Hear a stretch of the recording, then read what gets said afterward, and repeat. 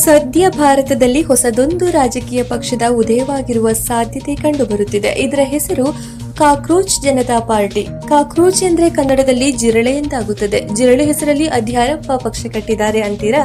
ಅವರ ಹೆಸರು ಅಭಿಜಿತ್ ದಿಬ್ಕೆ.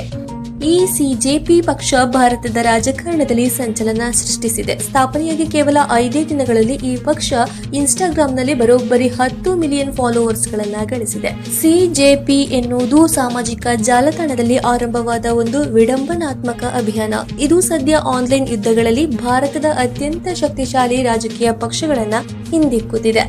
ಕಾಕ್ರೋಚ್ ಜನತಾ ಪಾರ್ಟಿಯ ಎಕ್ಸ್ ಹ್ಯಾಂಡಲ್ ಅನ್ನ ಬ್ಲಾಕ್ ಮಾಡಲಾಗಿದ್ದು, ಅಭಿಜಿತ್ ದಿಬ್ಕೆ ಅವರು ಇನ್ಸ್ಟಾಗ್ರಾಂ ಹ್ಯಾಂಡಲ್ ಅನ್ನು ಬ್ಲಾಕ್ ಮಾಡುವ ಬಗ್ಗೆ ಆತಂಕ ವ್ಯಕ್ತಪಡಿಸಿದ್ದಾರೆ. ಆದರೆ ಯಾವುದೇ ಕಾರಣಕ್ಕೂ ತಮ್ಮ ಅಭಿಯಾನವನ್ನ ನಿಲ್ಲಿಸೋದಿಲ್ಲ ಎಂದಿರುವ ಅಭಿಜಿತ್ ದಿಬ್ಕೆ ದೇಶದ ಯುವ ಸಮುದಾಯದ ಧ್ವನಿಯಾಗಿ ಕರ್ತವ್ಯ ನಿರ್ವಹಿಸುವುದನ್ನು ಮುಂದುವರಿಸುವುದಾಗಿ ಸ್ಪಷ್ಟಪಡಿಸಿದ್ದಾರೆ.